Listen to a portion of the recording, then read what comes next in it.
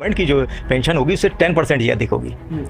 तो लोगों ने ध्यान नहीं दिया। जब रिटायर हुए तो उनके हाथ में जब पेंशन आनी शुरू की, उन्होंने कहा ये क्या आ रहा है। सुप्रीम कोर्ट में भी गए। अब सुप्रीम कोर्ट ने हम लोगों को तो डिसीजन दे दिया कि 2 सितंबर 2014 के पहले कहिए और बात कहिए, और अपने लिए जब जजेस कह रहे हैं तो वो कह रहे हैं 19-20 हज़ार पेंशन बहुत कम होती है। जी हाँ, नमस्कार। ईपीएस पेंशन धारकों के साथ साथ सरकारी कर्मचारी, राज्य कर्मचारी और पेंशन धारक जो कि पेंशन बढ़ोतरी को लेकर इंतजार कर रहे थे, उनके लिए बड़ी खबरें निकलकर सामने आ चुकी है। जी हाँ दोस्तों, यहाँ पर आप सभी के लिए नेशनल एजुकेशन कमेटी के मुख्य कमांडर अशोक जी रावत और राजीव भटनागर जी जो कि ईपीएस पेंशन के सचिव हैं, उनके साथ बड़ी मुलाकात हुई है। इसमें ईपीएस पेंशन धारकों के लिए बड़ी खुशखबरी निकलकर सामने आ रही है। इसके बारे में आज की इस वीडियो के अंदर बात करने वाले हैं। क्या लोकसभा से पहले ईपीएस पेंशन धारकों को लेकर सरकार बड़ा फैसला दे सकती है? आज कमांडर अशोक रावत ने एक बड़ा बयान दिया, जिसके आधारित हम आपको बताएंगे कि आखिर आप सभी के लिए क्या बड़ी खुशखबरी निकलकर सामने आ चुकी है, इसके बारे में बात करेंगे।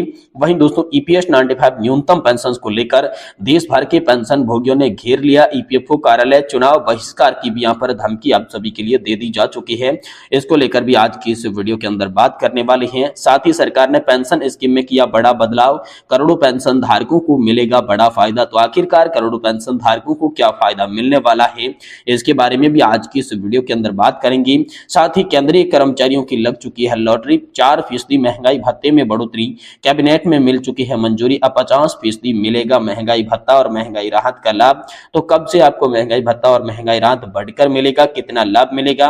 साथ ही आखिरकार पेंशन भोगियों ने कैसे ईपीएफओ का घेराव किया है, सरकार ने पेंशन स्कीम को लेकर क्या बदलाव किया है, और साथ ही राजीव भटनागर जी और कमांडर अशोक रावत की मुलाकात से ईपीएस पेंशन धारकों के लिए क्या बड़ी खबरें, इंपोर्टेंट खबरें और महत्वपूर्ण खुशखबरी क्या निकल कर आ रही है, इसके बारे में आज की इस वीडियो के अंदर बात करेंगे। इसलिए आपसे निवेदन है कि दोस्तों वीडियो को आप लास्ट तक जरूर देखें, जिससे आपको पूरी खबरें सही सटीक और तथ्यों पर आधारित पता चल सके।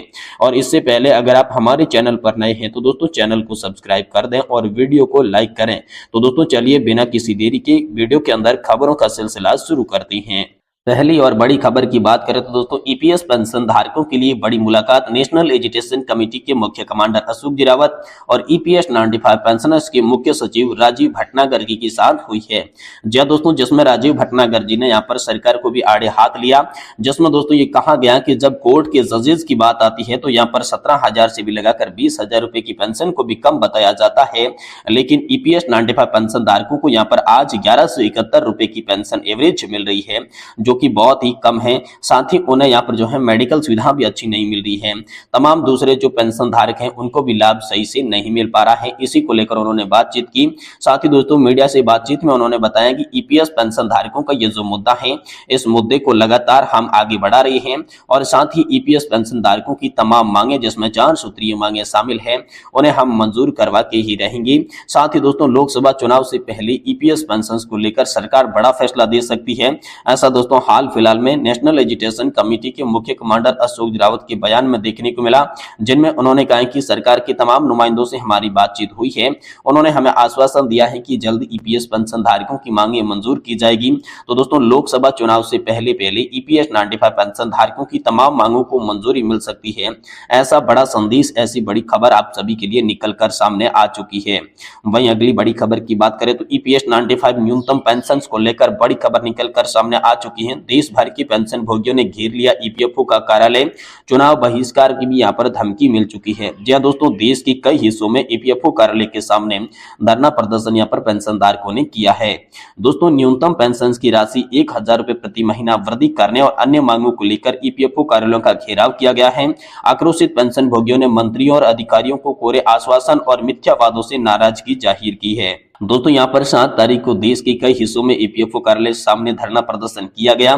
इसी कड़ी में छत्तीसगढ़ के भी बहुत से ईपीएस 95 पेंशनर्स ने रायपुर पटरी स्थित भविष्य निधि संगठन कार्यालय के समक्ष इकट्ठे होकर उनके राज्य अध्यक्ष एलएम सिद्दीकी के नेतृत्व में जोरदार नारेबाजी की।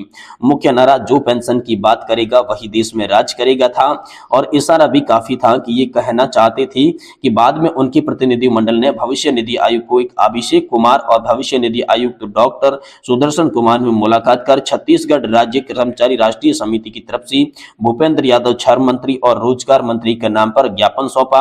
साथ ही कमांडर अशोक जी राउत राष्ट्रीय अध्यक्ष एनएससी द्वारा प्रधानमंत्री को 4 मार्च 2024 को भेजे गए पत्र की प्रतिलिपियों की संलग्न की गई।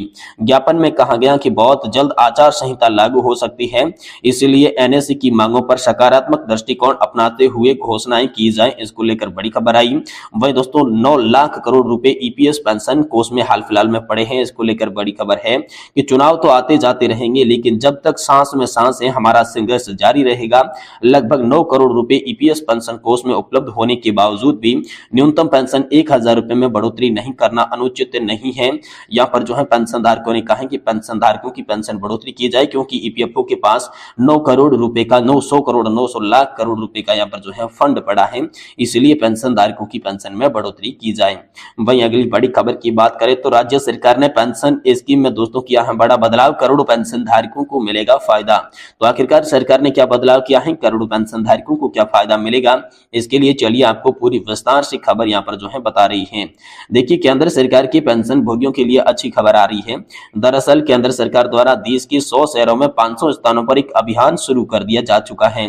सरकार की ओर से जारी बयान में कहा गया कि 17 पेंशन वितरण करने वाले बैंकों, मंत्रालयों के पेंशन भोगी कल्याण संघों, इलेक्ट्रॉनिक्स और सूचना प्रौद्योगिकी मंत्रालय के सहयोग से 50 लाख पेंशन भोगियों को लक्ष्य करके यह अभियान शुरू किया गया है।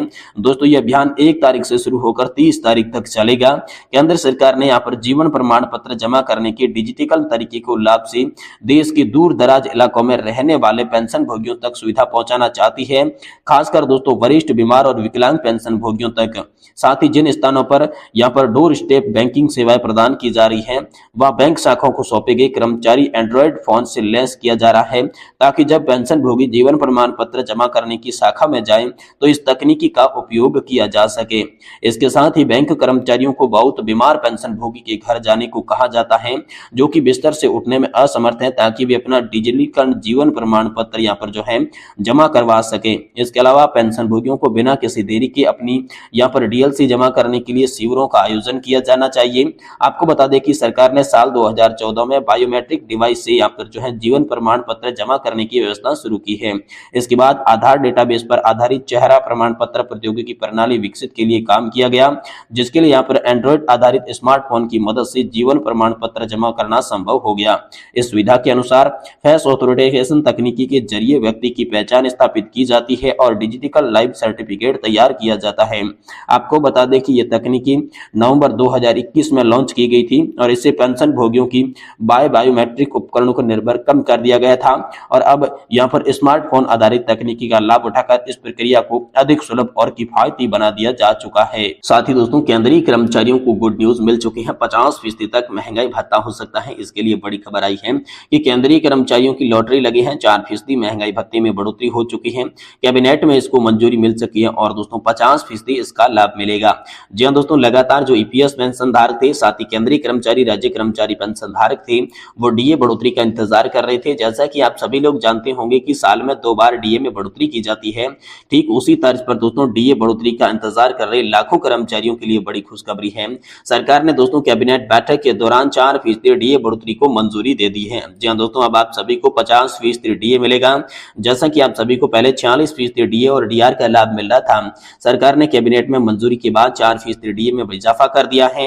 अब आप सभी को 50% डीए का लाभ मिलेगा। ये नया आदेश हाल फिलहाल में आप सभी पेंशन धारकों के लिए, साथ ही साथ कर्मचारियों के लिए निकल कर सामने आ चुका है।